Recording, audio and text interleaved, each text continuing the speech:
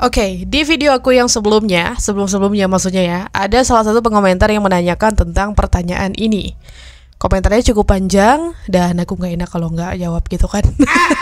Jadi hari ini akan aku coba jelaskan ya perkara masalah yang dialami oleh Kak Ica ya namanya di sini.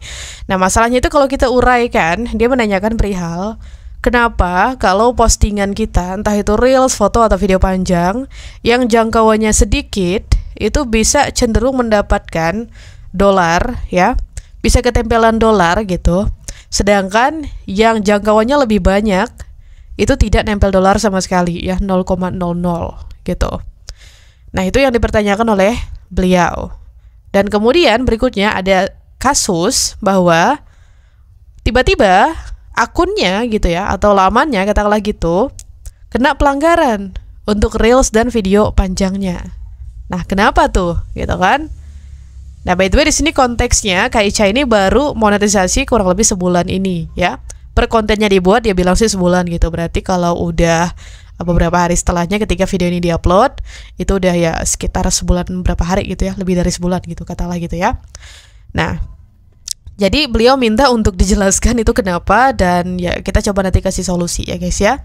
Jadi gini coy, ya perkara dolar itu kenapa bisa sometimes bisa lebih tinggi di konten yang jangkauan atau tayangannya rendah itu karena ya kita di sini harus paham bahwa tolak ukur dolar yang kita dapatkan dalam hal kita konten entah itu di Facebook, di YouTube atau dimanapun ya yang menyediakan program monetize berdasarkan penghasilan iklan itu nggak hanya dari konten, maksudnya nggak hanya dari tayangannya aja ya, nggak hanya dari jangkauannya aja, tapi juga dari hal-hal lainnya seperti lokasi geografis penonton ya, apakah itu di negara maju atau negara berkembang. Misal kalau segmen penontonnya itu ternyata dari negara berkembang ya ada kemungkinan dolarnya memang lebih rendah atau bahkan nggak menghasilkan apapun gitu ya. Terus yang kedua, bobot iklannya ya, iklannya itu kira-kira adalah iklan yang memang nilainya tinggi atau nilainya rendah. Nah itu juga kita harus pahami ya, sebenarnya masalah iklan ini kompleks banget ya guys ya. Terus poin yang ketiga adalah perkara apakah iklan itu tayang di konten kita atau tidak. Nggak semua konten itu selalu menampilkan iklan ya by the way. Nah kenapa? Ini udah sempat aku jelaskan ya pada video yang sebelumnya yang bahas seputar iklan.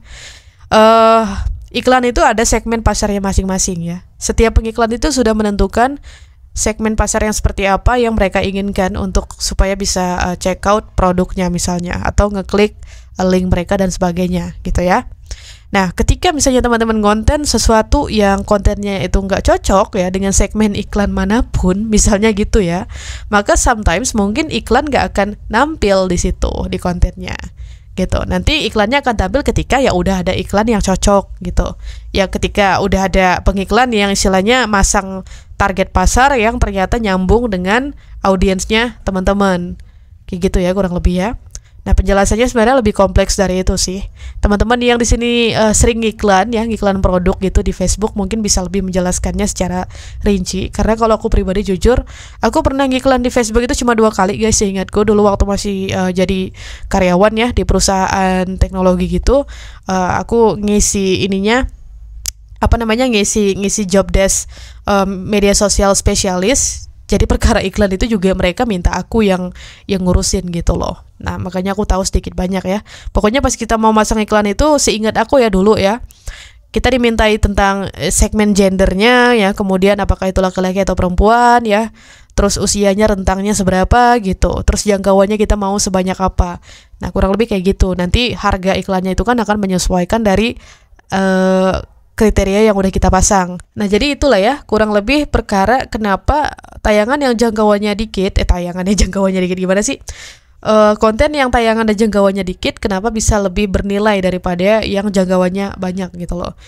Masalahnya bukan hanya di konten tapi juga di segmen penonton ya, kemudian juga bobot iklan dan apakah iklan itu tayang atau tidak di konten yang bersangkutan. Itu ya. Nah, kemudian mengenai pelanggaran, nah gini ya, meskipun kadang kita udah ngerasa konten kita original, tapi Facebook itu bisa aja nemu kesalahan-kesalahan yang pernah kita lakukan atau yang sedang kita lakukan. Kayak gitu ya, ingat yang pernah kita lakukan berarti tandanya ini konteksnya yang masa lampau gitu ya, yang dulu-dulu banget gitu kan, mungkin gitu. Terus yang sedang kita lakukan ya, jadi ya kita mungkin gak sadar kalau saat ini kita sedang melakukan kesalahan yang kita anggap itu bukan kesalahan gitu loh. Nah, contohnya itu misalnya dari musik, footage, dan juga watermark ya. Kalau di Facebook itu musik yang bukan milik kita ya, meskipun udah kita edit, udah kita modif, udah kita remix dan sebagainya, Facebook itu tetap bisa dan tetap punya hak untuk menilai kalau itu adalah konten yang mungkin tidak mereka anggap asli gitu loh. Meskipun menurut kita itu original, karena kan kita udah ngeditnya sedemikian rupa gitu loh. Nah, kemudian selain musik, footage ya, footage atau klip video dari video milik orang lain. Meskipun konteksnya kita udah ngemodif tuh video ya, kita udah ngedit sampai kayak kelihatan udah bukan kayak bentuk sebelumnya gitu videonya, tapi tetap aja ya, teknologi Facebook itu mungkin secanggih itu untuk mendeteksi video itu atau footage itu original milik kita atau bukan gitu loh. Nah, terus perkara yang ketiga adalah watermark. Nah, di sini teman-teman hati-hati ya masang watermark ya. Hati-hati, kenapa? Karena kita nggak tahu nih ya, watermark mana atau platform mana yang dianggap Facebook itu sebagai kompetitornya mereka gitu ya kan. Misalnya kayak tiba-tiba kita lupa nih ngapus watermarknya CapCut gitu pas setelah ngedit video. Nah, bisa jadi nanti CapCut itu dianggap kompetitor sama Facebook, terus videonya teman-teman yang mengandung watermarknya CapCut itu juga ya dideteksi sebagai konten yang tidak asli ya, atau yang tidak original gitu kan. Bisa aja gitu guys. Nah, tapi permasalahannya kalau misalnya 3 hal tersebut itu tidak ada dalam kontennya teman-teman, ya teman-teman benar-benar kayak ngerekam sendiri videonya gitu, ya kan, pemandangan alam misalnya, sehingga nggak bisa tuh Facebook ngeklaim kalau kontennya mengandung footage milik orang lain yang tidak original, terus mengandung musik milik orang lain, dan mengandung watermark yang kompetitornya gitu, misalnya gitu ya. Nah, kita juga harus evaluasi ya bahwa konten yang kita rekam itu misalnya meskipun itu asli punya kita ngerekam sendiri pakai kamera HP kita gitu, bisa jadi itu diidentifikasi sebagai konten yang reuse. Kenapa? Karena memiliki kemiripan yang sangat mendekati autentik gitu ya dengan konten milik orang lain. Aku kasih contoh, kalau teman-teman kontennya itu seputar pemandangan alam, kan orang tuh di luar sana juga banyak konten tentang pemandangan alam gitu kan. Nah, kalau kondisinya atau konteksnya teman-teman di sini ngerekam persawahan gitu tanpa dikasih narasi apapun ya, cuma kayak ngeliatin pemandangannya doang, terus langsung dijadiin konten, reels, upload gitu. Nah, bisa jadi di Facebook itu udah banyak konten-konten yang seperti itu ya, sawah juga direkam tanpa narasi ya, atau ada narasi gitu. Ya, Facebook bisa tuh ngebaca kalau itu sebagai konten yang reuse ya, kayak konten yang digunakan ulang. Karena yang namanya teknologi ya, meskipun Facebook di sini seperti yang aku bilang tadi canggih, pasti ada celahnya mereka itu bisa mendeteksi segala sesuatunya berdasarkan bug sistem. Jadi ada yang ngebug gitu guys di sistemnya, sehingga ya sembarang klaim gitu loh, oh konten ini nggak asli, padahal mah nggak gitu ceritanya ya. Kalau perspektifnya dari orang Facebook versus kita yang creator gitu.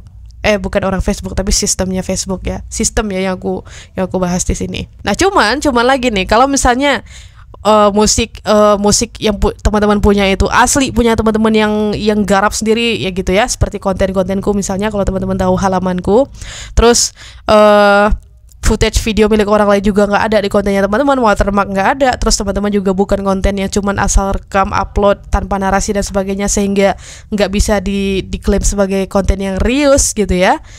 Teman-teman tuh benar-benar kayak konten yang unik banget itu kontennya. Nah, pilihan berikutnya itu bisa jadi Facebook melakukan yang namanya false flag. Pernah dengar nggak istilah itu? Jadi false flag itu kalau dalam bahasa Indonesianya adalah bendera palsu. Nah, ini nih semacam kayak operasi di mana katakanlah ya kasarnya pihak platform itu berusaha mencari-cari kesalahan creator atau kontennya atau akunnya atau halamannya gitu, sehingga ya bisa disalahkan ya. Jadi kayak apa ya, mengkambing hitamkan gitulah. Udah bingung nih mau nyalahin siapa, ya udahlah salahin si creator aja gitu kan. Karena ya misalnya mau nyalahin pengiklan misalnya ya ntar pengiklan nggak mau ngiklan lagi gitu kan, nggak cuan gitu Facebook dari situ, sehingga ya mau nggak mau creator gitu kan yang jadi sasarannya. Nah, kalau misalnya si creator ini memang di akunnya ada celah untuk disalahkan, maka mereka akan menyalahkan, kemungkinannya seperti itu ya. Dan ya perkara false flag ini aku rasa umum ya terjadi di dunia cyber gitu. Teman-teman bisa lihat beberapa definisinya, ini ada dari Google, ada dari Wikipedia, ada juga dari Cyberwire. Jadi gitu ya guys ya. Ada beberapa kemungkinan ya yang dapat menjadi penyebab kenapa konten kita di Facebook gitu ya, dalam tanda kutip, yang jangkauannya tayangannya dikit itu bisa mendapatkan lebih banyak pendapatan daripada yang jangkauan atau tayangannya besar. Dan perkara kenapa tiba-tiba bisa kena pelanggaran padahal kontennya original, ya teman-teman bisa pertama evaluasi aja dulu secara mandiri ya, introspeksi aja. Jangan cuma fokus ke kontennya ya kalau meriksa kesalahan gitu, tapi akunnya juga dilihat ya, komentar-komentar dari netizen juga dilihat apakah di situ ada yang ngirimin komentar spam ya, karena kalau akun kita kena spam dari orang lain itu bahaya coy gitu. Terus apakah di komentar-komentarnya itu selain spam juga ada yang sifatnya apa ya, kayak memecah belah bangsa gitu, ngerti gak sih? Maksudnya kayak memancing keributan dan sebagainya. Nah itu juga bisa terindikasi sebagai sesuatu yang bisa menyebabkan pelanggaran gitu dari untuk akun kita maksudnya ya. Nah jadi itu silakan diperiksa aja apapun itu ya. Ya udah kalau gitu segini aja untuk penyampaian aku kali ini ya, semoga dapat diterima ya. Opini ya, katakanlah ini opini ataupun analisa kasar dari aku. Nah kalau teman-teman yang lainnya yang lebih berpengalaman silakan share aja pendapatnya di kolom komentar, kira-kira masalah yang seperti ini penyebabnya itu apa, dan ya solusi yang dapat diberikan itu seperti apa. Nah kalau dari aku tadi ya, solusinya itu ya udah periksa aja lagi akunnya gitu. Jangan cuma konten yang diperiksa, tapi akunnya atau halamannya juga diperiksa secara keseluruhan. Alright, kita ketemu lagi di video berikutnya. Insya Allah sampai jumpa. Bye-bye.